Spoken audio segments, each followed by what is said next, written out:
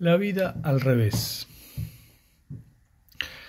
Estas son una serie de apreciaciones y de observaciones generadas a partir de un libro, de un relato que se llama El Tilo, cuyo autor es César Aira y cuya edición es un libro que se editó en el 2003. Es una novela, pero que adopta la forma, el efecto ficcional de las memorias del narrador, a quien presuntamente podríamos relacionar con la figura del autor, es decir, con el propio Aira. La trama se ubica en Coronel Pringles, como lo dice en el texto, y lo primero que tendríamos que señalar, bueno, es este enfoque de las memorias. Y un poquito estaría bueno hablar de lo que significa o lo que es las memorias y su contraposición, digamos, su oposición, no su oposición, pero su versión en relación a otro tipo de género narrativo que son las autobiografías. Dije oposición y dije versión porque en realidad son dos maneras de narrar que aparentemente son parecidas. Vamos a decir que las dos tienen como planteo la idea de un discurso retrospectivo, pero la autobiografía y la memoria en muchos casos, si bien, repito, en ese sentido se hermanan, parecen en otro una suerte de primas lejanas. Solamente dar algunas apreciaciones puntuales y generales al mismo tiempo. No pretendo en este video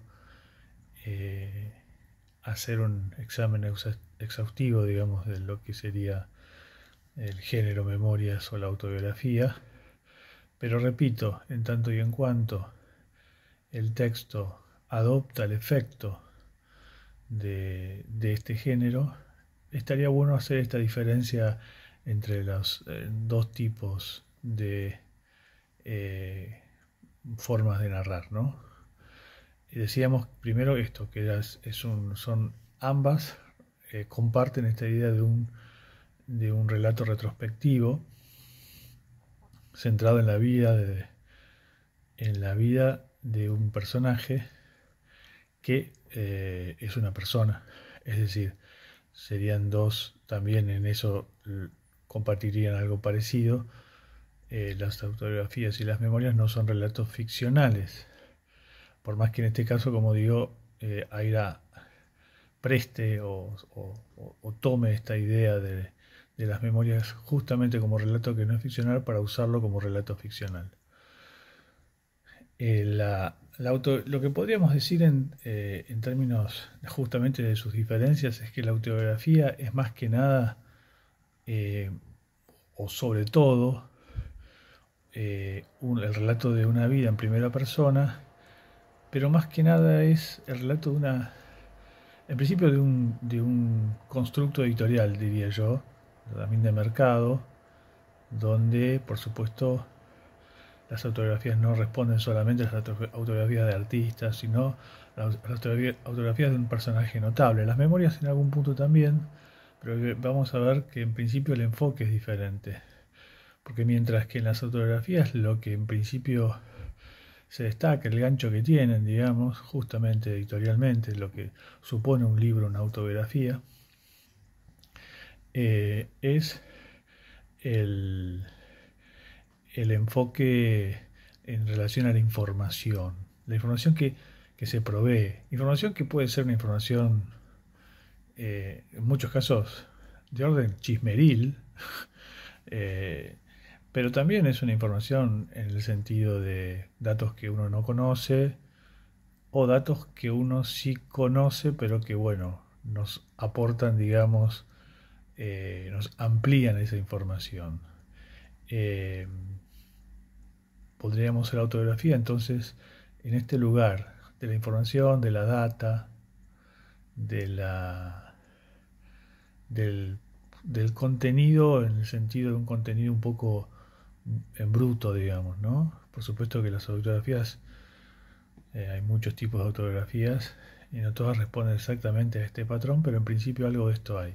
¿Cuál sería la diferencia con las memorias? Bueno, las memorias son, a diferencia de las autografías, relatos más sensibles, por supuesto también en primera persona, pero esa sensibilidad, eh, y no me refiero por sensibilidad a un sentido edulcorado, sino sensibilidad en el sentido de plantear otra idea de la intimidad, puede ser o no el chisme también o el gossip, pero más que nada esa intimidad tiene que ver con la eh, perspectiva de una vida y sobre todo en muchos casos esa perspectiva de una vida construida a través de alguna intención literaria o filosófica y podríamos decir también, aunando eh, estas dos últimas cuestiones, lo literario y lo filosófico, a una cuestión que tiene que ver más con el estilo. La bibliografía entonces como información y las memorias como rasgo de estilo. Eh, es el estilo de las memorias, no la información, lo que vuelve a ese relato legible, interesante, en el sentido de legible, podríamos decir que en este caso es un sinónimo legible, interesante, le aporta un sentido que si no, no existiría. No estamos buscando entonces, repito, en las memorias lo que sí buscamos en la autobiografía, la información en bruto, sino lo que estamos buscando es una cierta forma de contar relacionada con las ideas y relacionadas con una forma de escribir, con una escritura que construye ese rememorar, digamos. Eh, Podríamos decir que si el estilo hace al hombre, en las memorias es el estilo lo que hace, lo que construye, lo que nos da una idea de una dimensión de esa vida narrada, de esa vida contada, de esa retrospectiva de esa vida, ¿no? El punto de vista justamente de la vida de ese personaje o esa persona que está, está contando, está rememorando eh, su vida o hechos de su vida. Obviamente que vida es un término también importante, pero que queda, es demasiado grande para poder también darle una dimensión apropiada en relación a estas observaciones o a este análisis que estoy proponiendo. Eh, También lo que deberíamos decir que en muchas autobiografías de figuras públicas, aparece inmediatamente también la presencia, en muchos casos, no siempre, pero en la mano de un tercero, un editor, o también un ghost writer, un escritor fantasma.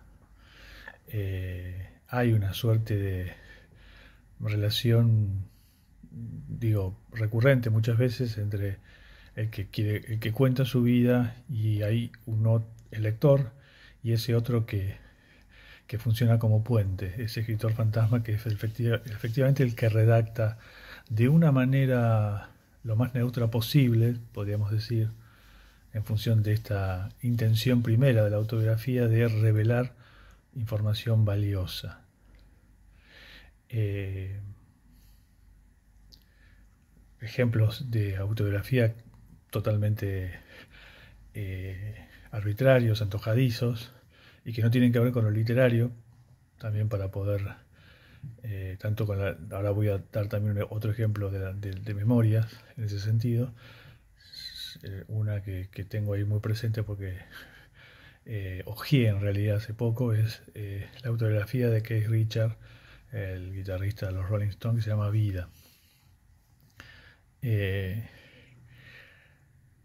Ejemplo del otro, de las memorias, puede ser que esas memorias también hayan sido intervenidas y en ese caso se caería se caería la torre de naipes que estoy construyendo, pero sospecho que no, que son es la autobiografía, pero insisto, vendida como autobiografía, pero efectivamente en su procedimiento, la construcción de las memorias de Bob Dylan, que se llaman crónicas. Eh, digamos que en el caso de Bob Dylan, a diferencia a lo que sucede en Keith Richards, hay la intención íntima de escribir a través de una, una verdad que no es, insisto, que es la verdad de la vida, pero más que nada es la verdad del estilo. Una forma, vuelo sobre esto, una forma particular de contar, es eso lo que define la memoria, las memorias como género narrativo, como tipo textual, para decirlo más apropiadamente, a diferencia de las autobiografías. Bueno, espero que este punto haya quedado más o menos claro. Eh, y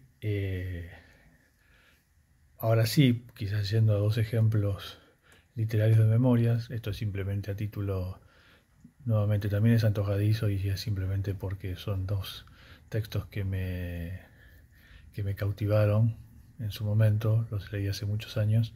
Uno es las memorias de Nabokov, de Vladimir Nabokov, que se llama Speak Memoir o Habla Memoria, creo que es la traducción en español, y eh, del escritor norteamericano Paul Bowles, que es un escritor que se hizo famoso por una novela que se llama El cielo protector, que llevó al cine Bernardo Bertolucci en la década de los 80 o en el 90, no recuerdo bien.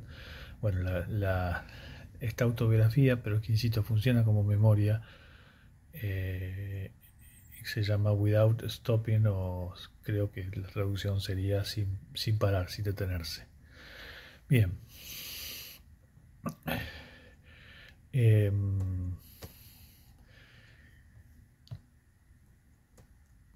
Como decíamos antes, la coincidencia de ambos géneros tiene que ver con esta idea de la recapitulación o la rememoración. Podríamos decir, ahora para dar una imagen un poco más visual y completar esta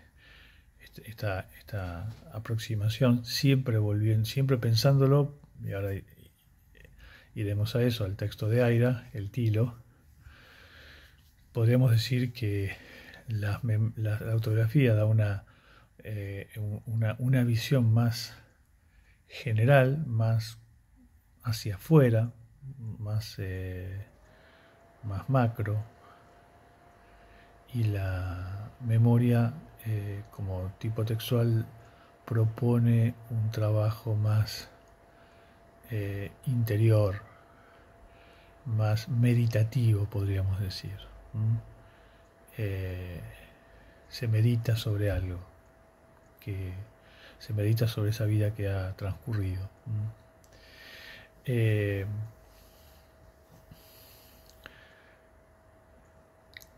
bueno, eh, como decíamos antes, esto sucede en la novela Memoria,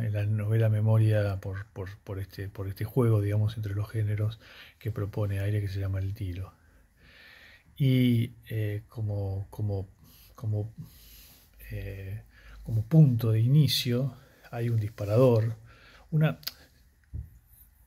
no necesariamente en todas las memorias, no necesariamente en todas las autobiografías, pero este relato retrospectivo llega como sucede en el comienzo del Ciudadano Kane de Orson Welles, a un punto de origen, a un lugar que dispara la narración.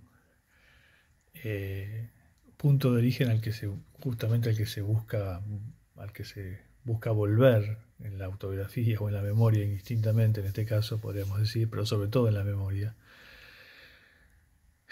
y que ese punto sirve como, podríamos decir, casi como fractal, como momento epifánico en el que se concentra, digamos, el sentido de toda una vida. A partir de ahí lo otro se despliega y a veces eso es un poco el mecanismo de las memorias, ¿no? Encontrar ese punto, ese disparador, digamos. A veces la propia memoria es la articulación del proceso en la escritura, de cómo el que escribe va tratando de encontrar cuál es ese origen. En el caso de la novela de Aira, de esta novela Memoria, el origen aparece inicialmente ya postulado y de una manera muy simbólica en la figura del árbol, digamos que es una figura casi de una mitología, no sé, el árbol de la vida, es el árbol de la manzana, es el árbol, que en este caso no es un árbol, que es el árbol que está en la plaza de Pringles y que es un tilo. Es un tilo y el narrador recuerda como su padre, un padre muy nervioso, muy sanguíneo, muy intenso. El narrador recuerda como de niño su padre iba a ese árbol y hacía sus cosechas de infusión de tilo para hacer sus infusiones. Y eran esas infusiones de ese tilo en particular las que mejor calmaban aparentemente los nervios de ese padre electricista y peronista en el relato, peronista inicialmente al menos. No nos detendremos en estas cuestiones, simplemente iremos a este aspecto de la memoria y del efecto de la memoria trabajada en el texto de Aira.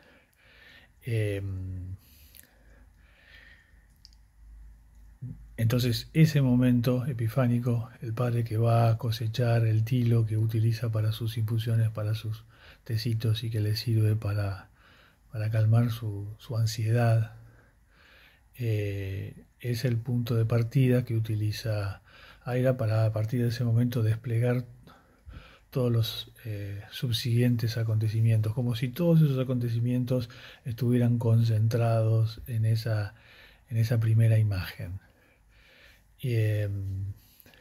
Es interesante este proceso de disparar hacia adelante a partir de encontrar un punto de origen, porque es algo que, digamos, la dirección de qué va y hacia dónde va es una de las cuestiones que inclusive se discuten en el texto. Lo primero que tenemos que decir en relación a esta cuestión de la concentración en esta imagen y su posterior despliegue, que es lo que la novela nos cuenta, digamos, todos los relatos posteriores de la vida de este niño que se termina convirtiendo en el narrador, que presuntamente es el propio Aira, o por lo menos es un Aira personaje en la novela.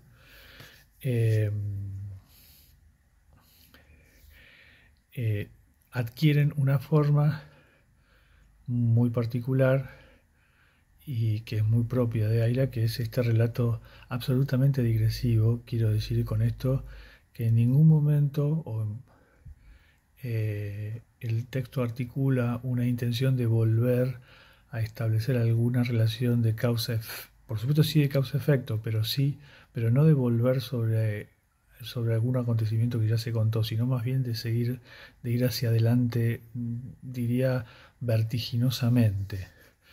Vertiginosamente no desde el punto de vista de la tensión narrativa, sino vertiginosamente en el sentido de cómo cómo una imagen puede llevar a otra, y cómo la relación y la causalidad de esas imágenes, la causa-efecto que eso produce, el efecto causa-efecto, es absolutamente literario porque es absolutamente impensado en muchos casos, digamos, ¿no? Eh, y estos saltos que se producen entre escena y escena, secuencia y secuencia, como si fuera realmente alguien que estuviera pensando en voz alta o pensando mientras escribe, sin corregir demasiado eso que está escribiendo. Ese es el efecto que muchas veces da a muchos textos de Aira, o por lo menos es el efecto que realmente me produce a mí al leerlo. Eh, podríamos podríamos eh, eh, circunscribirlo o marcarlo a través de una figura retórica que creo que iba a decir que mencioné, pero no terminé de mencionar, que es la paráfrasis, que es el recurso por el cual, a través de un ejemplo o a través de una analogía, se busca aclarar la causa primera. En un texto que se llama ¿De qué hablo cuando hablo de escribir?, de Murakami, Murakami dice lo siguiente: escribir novelas es ciertamente un trabajo con un rendimiento muy escaso. Consiste en una constante repetición de un por ejemplo. Tomemos por caso un tema que un escritor determinado transforma en una frase. Empezará diciendo: esto significa tal cosa. No obstante, si en la paráfrasis que ha construido hay algo que no está claro o resulta enmarañado, de nuevo se verá obligado a explicarse con un, por ejemplo, esto quiere decir tal cosa. El proceso de explicarse mediante ejemplos no tiene fin. Supone una cadena infinita de paráfrasis, como una muñeca rusa de cuyo interior siempre brota una más pequeña. Bueno, esto Murakami dice que este es el recurso del novelista, que el novelista funciona por acumulación de analogías que buscan siempre explicar una causa primera, y sería un buen ejemplo para el texto de Aida, como si todas las escenas posteriores surgidas a partir del comienzo de la narración de las memorias del personaje en la novela, el tilo, el árbol de tilo, como si todas buscaran explicar esa primera escena, digamos. El tilo, el árbol de tilo y su padre yendo a buscar a cosechar para hacerse su té contra los nervios. Por otro lado, también es interesante que este movimiento que propone la paráfrasis o la analogía, por lo menos tal como lo ve Murakami, parece ser un movimiento, pero no parece ser necesariamente un movimiento hacia adelante. Es un movimiento que, como él dice en algún momento, es un movimiento que se parece más a la de las mamushkas, es decir, es buscar siempre algo que parece estar más adentro. Es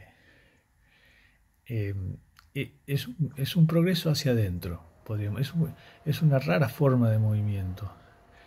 Y me parece interesante esto porque explica algunas cosas que, bueno, tienen que ver con el título que le di a este video y a esta lectura que hice, que estoy haciendo de la novela de Aira, porque este movimiento, que insisto, no es un movimiento progresivo, tampoco exactamente regresivo, y en algunos casos intensivo hacia adentro, digamos, es un movimiento que en algún momento del relato, en la novela de Aira, le lleva al narrador a pensar algunas cuestiones que tienen que ver efectivamente con lo literario, que en realidad es, podríamos decir, y lógicamente, por otro lado, si es que Aira es efectivamente el personaje de esa historia, lo lleva a pensar en el propio movimiento de la escritura y en el movimiento del escritor. ¿En qué, en qué dinámica particular está inscripta el oficio de la escritura, el oficio narrativo de la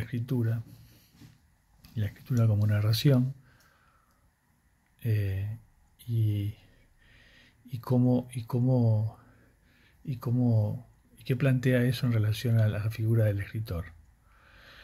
La escena central de esto que estoy hablando aparece promediando el texto. El texto digamos, no es una... También en eso podría parecerse a una memoria en el sentido de que no hay cortes, es un texto breve, digamos, como muchos textos de Aira, que no está capitulado, digamos, ¿no? Es un texto que funciona como un continuo. En algún momento en esa rememoración, que insisto, empieza a adquirir ribetes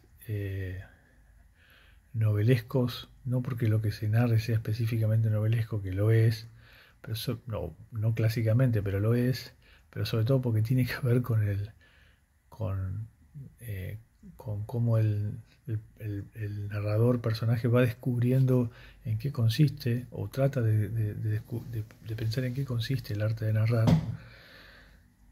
Cuenta cómo sus padres, que no tienen nada que ver con el ambiente, que no son intelectuales, son personas bastante simples que viven en este pueblo en Pringles. Su padre es electricista, su madre es ama de casa.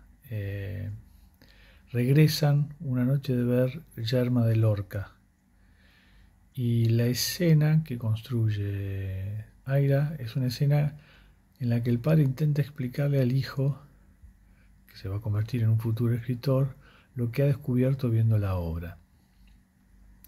Y lo que descubre el padre del narrador es algo muy particular, este, y, y dice así: nosotros, dice el padre, vemos la vida.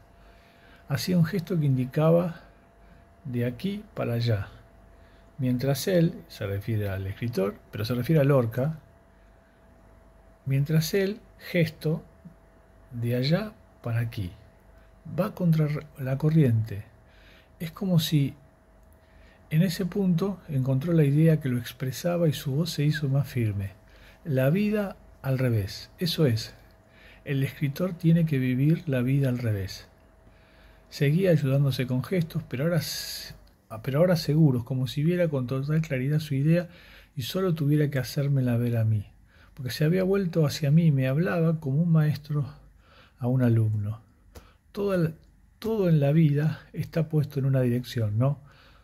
Ahora imagínate que lo mismo está puesto al revés. La vida al revés. Ese es podríamos decir, el corazón de lo que... Bueno, no sé si el corazón de las memorias de este personaje en la novela, pero en todo caso un momento epifánico, un momento de revelación, que, que, que específicamente nos habla de la particular forma en la que un escritor o un escritor y la escritura adoptan en algún momento. El escritor tiene que vivir la vida al revés, dice el fragmento. ¿Qué significa al revés? Bueno, puede significar varias cosas. Al revés puede significar, al revés casi literalmente, o en una horizontalidad, en una verticalidad. Al revés puede significar patas para arriba. Patas para arriba es una forma también de decir, de una forma delirante, ¿no? Eh, podríamos decir, hablar no solamente de la escritura, sino del arte en general y esta cuestión uh, un poco cliché, ¿no? Del arte como algo que tiene que ver con el delirio, digamos, ¿no? También la novela como una estructura delirante un poco. Eh, y, y, y una novela construida a través de este mecanismo de una paráfrasis incesante, digamos. Se podría parecer un poco a una cuestión eh, delirante o cercana al delirio. Enloquecida, podríamos decir también. Bueno, esa es una posibilidad. La otra posibilidad es, al revés significa contra la corriente, ya no es delirante en el sentido de absolutamente disruptiva, sino en contra de algo, eh, de, de, adoptando una forma, si se quiere, confrontativa. La escritura o el escritor que vive la vida al revés, eh, vive la vida, eh, vive la vida o escribe contra la vida. Eh, o románticamente o militantemente, contra la vida, contra cierto tipo de vida, contra cierto estatus de la vida y de las convenciones, ¿no? Esta idea, en principio, puede ser romántica o no necesariamente, pero digamos, podríamos pensar en que el romanticismo tiene algo de eso, ¿no? El joven Werther de Goethe. También eh, el escritor que tiene el escritor tiene que vivir la vida al revés, jugaría con cierta idea de eh, presente y pasado, ¿no? La escritura siempre es, o se la ha querido ver, o se la ve muchas veces. Se dice que solamente se cuenta aquello que ya pasó. El contar y la forma, digamos, eh,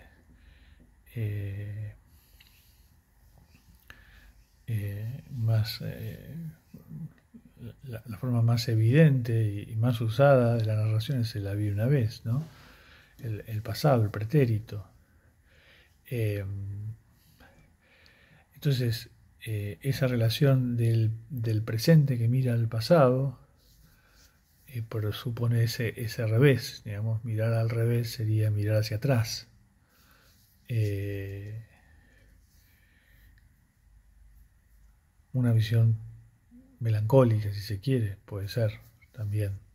Pero hay otro aspecto que me parece interesante entre estas opciones posibles de lo que puede significar el escritor que tiene que vivir la vida al revés. Por cierto, algo que el narrador trata de escular a lo largo de todo el resto de varias veces en el relato, en el texto, en el tilo. El narrador se pregunta qué es lo que realmente le ha querido decir su padre con eso. Podríamos decir que también eh,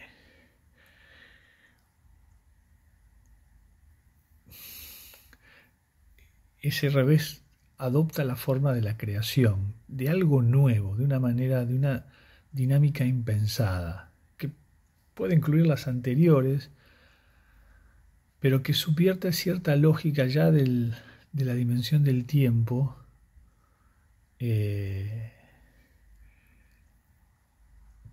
Y pienso en dos ejemplos.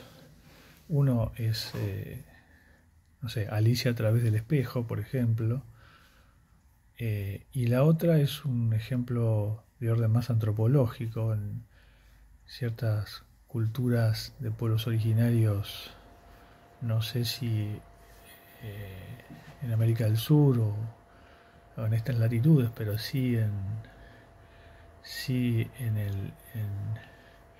América del Norte, ciertas culturas de las llanuras, los iroqueses, los sioux, tenían en sus comunidades un personaje que era el que vivía al revés. Ese personaje montaba el caballo dándole la espalda. Cuando bajaba del caballo, eh, se, se, se secaba, se mojaba en la tierra y se secaba en el agua. Bueno, todo su proceso era un proceso de inversión, digamos, que no era una inversión necesariamente confrontativa, era una inversión creativa, ¿no? Lo mismo en el caso de Alicia en el País de las Maravillas, Alicia a través del espejo, ¿no? Un proceso de descubrimiento a través de desarmar un procedimiento que obviamente está ligado con una cierta idea del tiempo, de la cronología, del tiempo que funciona de atrás hacia adelante, pero también eh, con la posibilidad de romper esta idea de qué es atrás y qué es adelante, qué es pasado y qué es presente. Cuando el padre del narrador dice la vida que se ve, nosotros vemos la vida de aquí, y cuando dice de aquí está diciendo este presente hacia allá. Allá eh, podría ser también el futuro, pero en todo caso parecería ser más apropiadamente el pasado, ¿no? Eh, pero él dice que Lorca, o él cree ver que los escritores, no solo Lorca, en ese texto, que por cierto el personaje dice, he vuelto a releer Yerma, y no sé dónde mi padre vio eso, dice que en realidad los escritores ven la vida al revés, de allá, de allá para aquí. Eso es lo extraño. Parecería, podríamos decir, que el pasado fuera presente, el presente el punto de partida, y el presente, el futuro visto desde ahí, el futuro visto desde ahí y solamente conquistado a través ya no del proceso de la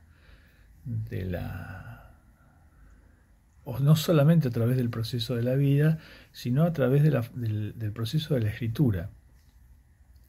Ese proceso de inversión me parece que es en todo caso el más interesante de todos, o por lo menos me lo parece a mí.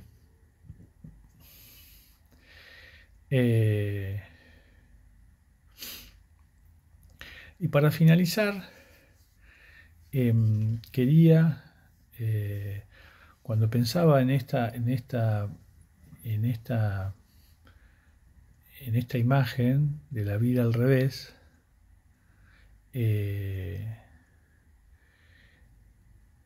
me vino inmediatamente a la memoria el relato de Scott Fitzgerald, El extraño caso de Benjamin Button, un texto que Fitzgerald escribió en 1922, que plantea literalmente este revés en la trama de su historia, y es un revés que adopta literalmente digamos que tiene una consecuencia directa sobre la vida del personaje y del protagonista de la historia, de Benjamin Button. Es un hombre, el cuento también tuvo una película, una versión fílmica con Brad Pitt, me parece. Es un hombre que nace anciano, nace octogenario, digamos. El padre lo va a ir llega, digamos, a la maternidad y descubre que entre todos los bebés hay este hombre que casi no cabe en la cuna, no se explica, digamos, cómo ha nacido exactamente, eh, pero lo que resulta muy incómodo, primero es que todo el mundo, el partero incluido, el médico, las enfermeras, reciben al padre con indignación, ni siquiera con pesar, digamos, enojados. Hay algo que, que no debe, hay algo que no debería haber pasado y pasó. Y la imagen de este anciano en una,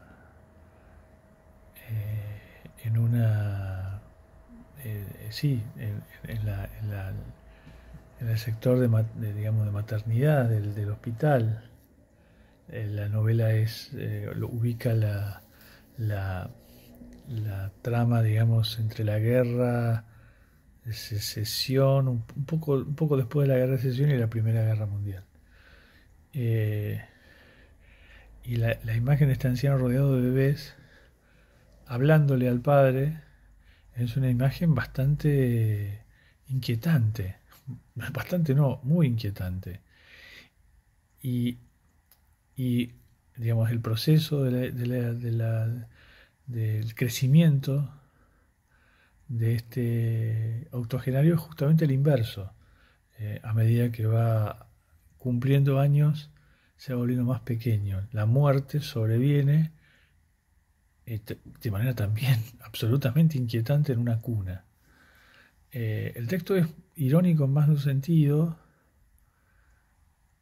Fitzgerald lo es, pero al mismo tiempo es bastante brutal en su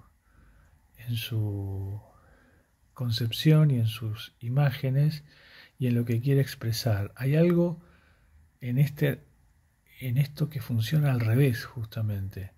Un, un hombre que tiene 80 años y que parece el padre del padre, y al final de la historia, Benjamin Button tiene un hijo, y él, al final de la historia, parece el hijo de su hijo. En esa inadecuación constante, pero que al mismo tiempo está espejada, digamos, eh, funciona este mecanismo, o explica para mí este mecanismo de la vida al revés y del escritor que tiene que vivir la vida al revés.